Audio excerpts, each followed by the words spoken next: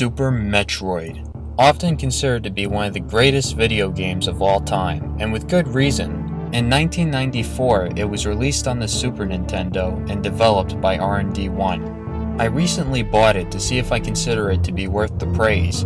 Being that this game is over 20 years old now, it'll be interesting to see how well it holds up today. You control the female bounty hunter Samus Aran, who's on an alien planet with a mission to find the last remaining Metroid larva that was stolen from a research station. Once your ship lands, your main objective is to find the Metroid. To begin with, it's a non-linear style game. That's probably the main thing anyone will notice while playing. The game provides you with a map for each place you go to, and you'll find yourself using it almost all the time because each place you go to is like a maze. Luckily enough, however, there are areas located on each map where you can save your progress. You're gonna need them, especially if it's your first time playing, because this is a big game. Trying to figure out where you are and where you're supposed to go can be very challenging, but with some patience and a positive attitude, it should be a piece of cake. And once you've gotten used to it, you should be able to do it again with no problem. There were a few parts that drove me crazy when I first played. I don't know if it was due to stupidity on my part or because of how frustrating it could be to navigate one's way through each area. As you move from one area to the next, you'll be fighting off a bunch of enemy monsters. You'll even be fighting variants of the same enemies, including ones that are stronger and more resistant. I've even noticed that there are larger versions of the same enemies that you'll encounter later on. You know, these balls look really familiar. In fact, they remind me of the balls from Zelda 2. Remember when you went into each palace, stabbing balls with a sword? Actually, they're called bubbles. But you know what? The more I think about it, the whole game kind of reminds me of Zelda 2. It could be because I beat Super Metroid shortly after beating Zelda 2, but there's something else that's kind of similar. Aside from the fact that they're both side-scrollers, I can't put my finger on it. To start with, they're both non-linear games. You're constantly trying to find out where to go and what to find along the way. You upgrade things like health, weapons, and gather new items. However, one thing that's worth mentioning is that Super Metroid is a much easier game than Zelda 2. As you get new upgrades, the game becomes a lot easier. When you upgrade your weapon to the Ice Beam, you could turn enemies into ice. When you get the Gravity Suit, you could travel through water faster, and it makes you immune to lava. There are other helpful parts where, let's say if you're low on health or something, you could go to an area like this and wait because enemies will pop out and fly towards you, and they never stop respawning. It's tedious, but it's a good way to fill up in case of an emergency. Believe it or not, you'll come across some creatures that are actually there to help you. These little guys, for example, teach you to do the wall jump, and let me tell you something, this is one of those things that's going to drive you absolutely insane, or at least speaking from my experience, because it takes some practice to master. It's not as simple as it looks. It's not like you can latch onto the wall and then jump off like they can for some stupid reason. You have to do a spin jump towards the wall, and then you've got to hit the opposite direction of where you're facing on the D-pad, slightly before you press the jump button. And you've got to do it in such a way that you'll keep doing the spin jump rather than the straight jump. And you've got to make sure that you touch the wall. You've got to keep doing it until you've reached the top. When I first got myself into this situation, I was frustrated beyond belief. I was like, please, God, get me out of here. Stop the pain, because there's no other way to get through. You have to wall jump your way out of there. The wall jump itself can actually come in pretty handy in some situations, like when you're fighting a boss, but I hate doing it in this type of instance. There's also this bird that shows you how to do this kind of super jump. It drains a lot of health though. One thing I love is that the game is very atmospheric. The graphics, the scenery, and the animation are all very well done, especially on the bosses. These are some of the coolest looking bosses I've ever seen. You can tell that some real artists went behind the making of these creatures. I'm sure they probably scared the crap out of little kids. Personally, I find this guy to be the scariest one, which is funny because he might be the easiest boss in the whole game. There's one boss who's like a giant Venus flytrap who moves his head back and forth across the room. I like to believe that the reason he does that is because he's dancing to the music. There's a really cool part where you enter this room where there are 4 gold statues of each boss, aka Space Pirate, that you have to fight. Once you kill each of them, their statue will turn gray. What I like about this is that every time you enter this room, it plays this really creepy, sinister music that keeps you tense, because you know that once all 4 of them are dead and all their statues turn gray, something's gonna happen. Don't kid yourself though, these aren't the only bosses you're gonna fight. In total, the game probably has over 10 bosses. Another thing worth mentioning is that the way you kill some of these bosses is pretty goddamn brutal. There's one boss in particular that when you're fighting him, you have to keep launching missiles into his stomach every time he flies past you. Every time you hit him, his belly turns more and more red, which means something nasty is gonna happen. Once you kill him, he immediately goes down to the ground to where you can't see the damaged area. My first thought was that his intestines came out and the game designers put him to the ground facing his front side as a way to cover it up. Then I thought, no, that couldn't be. That's way too grotesque. But then I noticed something when I beat him again. The very second you kill him, there's a visible hole you put in his stomach. Oh my god.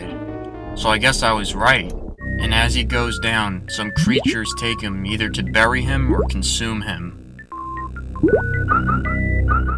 The soundtrack is absolutely masterful, especially for a game that's 16-bit.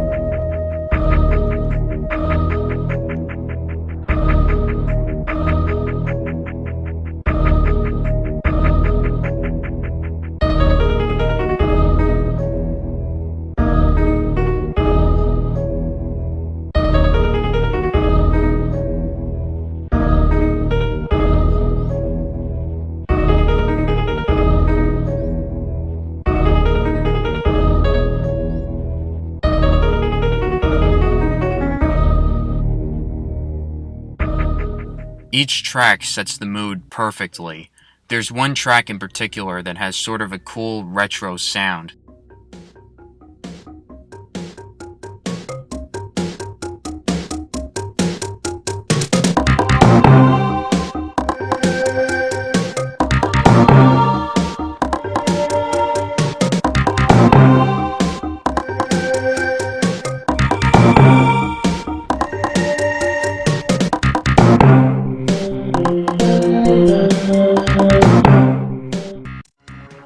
One thing I love is that there's always a specific track that plays right before you fight a boss. I think it may even be my favorite track because it builds up the tension and suspense perfectly.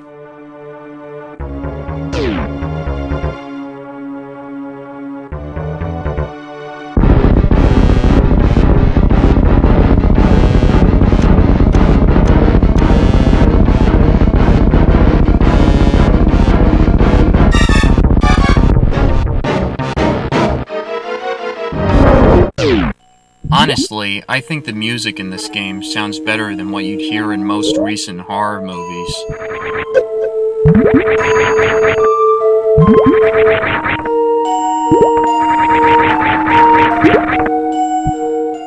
So, as I've said before, you go from one area to the next, fighting different bosses and mini-bosses. One thing that I forgot to mention is that you can use your ship not only to save the game, but to replenish your health and ammo. Later on, you get the X-ray scope, which you can use to see through obstacles and to find hidden pathways. When I first played this game, I found myself using it like every 5 seconds everywhere I went. Then you go to a place called the Wrecked Ship. I don't know if that's what it actually is. On the map it looks like nothing. When you go inside, it's dark and quiet. It looks like a really old abandoned science lab or some kind of factory. It's creepy. Then you enter the Meridia, which is an absolute nightmare. To me, this was the most confusing and the least enjoyable part of the game. The first thing that drives me nuts is the sand. It's hard to get out of the damn sand. If I hold still and tap the jump button, nothing happens. It just looks like Samus is having a seizure. It seems that I have to move as much as possible while jumping to get out.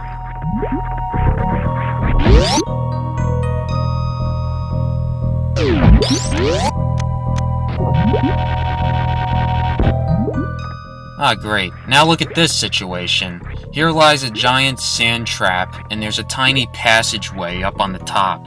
You can only imagine how much of a pain in the ass it is to get up there. Some people might think it's not worth it, but if you can get up there, you can get the spring ball, which is an upgrade that can make you jump while you're in a morph ball state.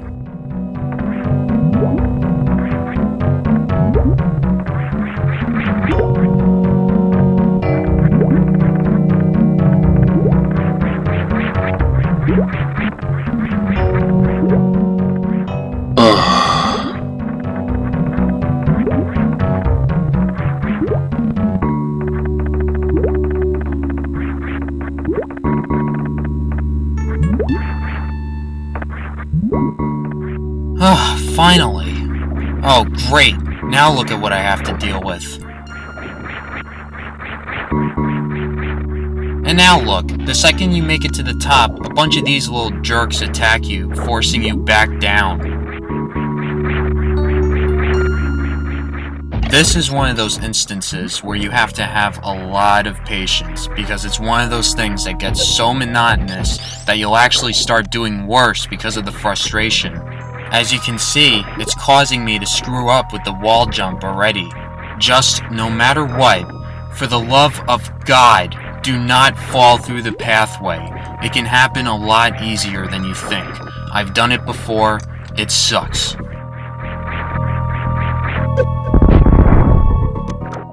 I think the music just adds to the situation perfectly.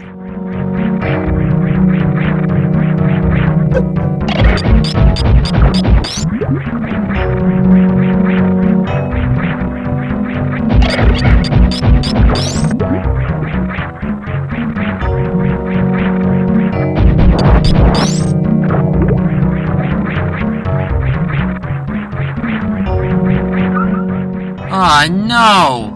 So close.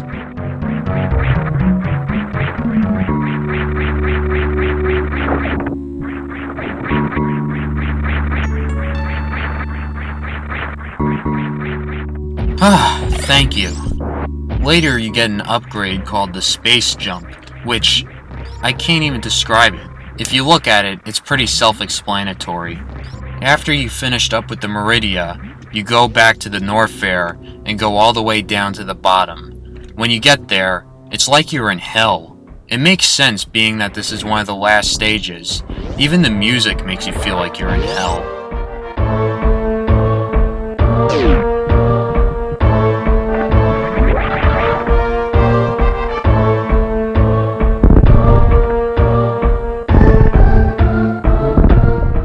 Once you get the screw attack, you're almost indestructible. Look at this thing. Then you finally get to fight Ridley. This is the hardest boss, and arguably, it's the hardest part of the whole game, because he takes many hits. One word of advice I have is to collect as many missiles and super missiles as you can. I made the mistake of not getting enough. Another tip I have is to make sure that each missile hits him. In other words, don't spray missiles all over the place as I foolishly do.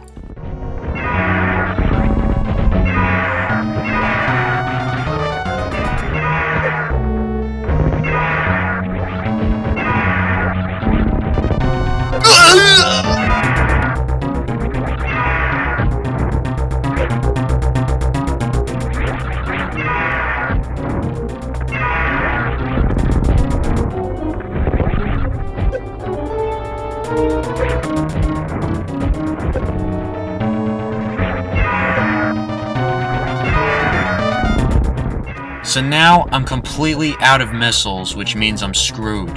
Now all I can do is try to use whatever alternative method I could think of to try and kill him.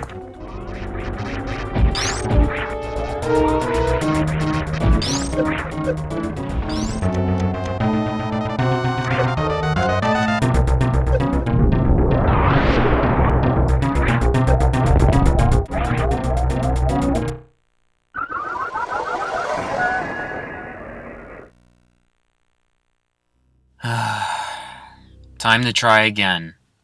This time I decide to use the super missiles first to see if it would make a difference.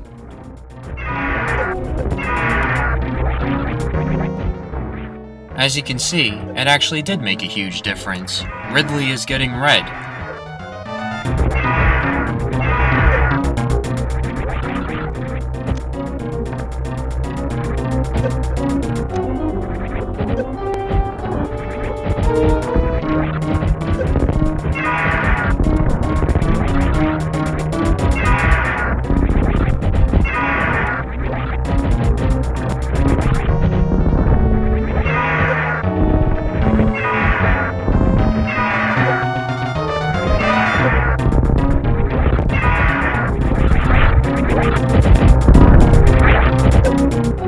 Aw, crap! I ran out of missiles again! You're not gonna kill me this time. Wait. What? That was weird. I wonder what happened. Later on, you fight the Mother Brain. I don't want to say what happens next or how the game ends because I can't help but feel that I might be spoiling it for someone. However, one thing I will say is that the last part is incredible. It gets so intense that you'll feel your heart race like you're having an adrenaline rush. I haven't mentioned it yet, but that was the only time I died during this entire gameplay. I really had high hopes that I would make it through the game without dying once, but then Ridley had to take my pride away. However, looking on the bright side, when I first beat the game, it took me 11 hours. You can only imagine the amount of frustration that went into it. But this time, I beat the game in 3 hours, which made me feel a little bit better. In total, I beat the game 3 times now. I was so hell-bent on playing it the first few times that I didn't even sit through the demo. In the demo, you can actually see some secret areas and some special moves you can do. A lot of these tricks I don't even know how to do. And what the hell is Samus doing? Is she using the bathroom? Or maybe she's turning into a 2001 A Space Odyssey baby. So, overall, do I think that Super Metroid itself is worth all the praise people have been giving it over the years? Yes, definitely. Without a doubt. There's no question about it. This is an awesome game, regardless of how old it is. Just by playing it, and even by looking at it, you can tell that the game designers took this whole thing seriously and put a lot of their time and effort into it, to iron out all the flaws, to make the game look, sound, and play as well as possible. In fact, I don't think I can even find any flaws that are worth remarking on. Usually when conducting a proper review, it's best to point out the negatives as well as the positives, but with this game, I don't think it's even possible.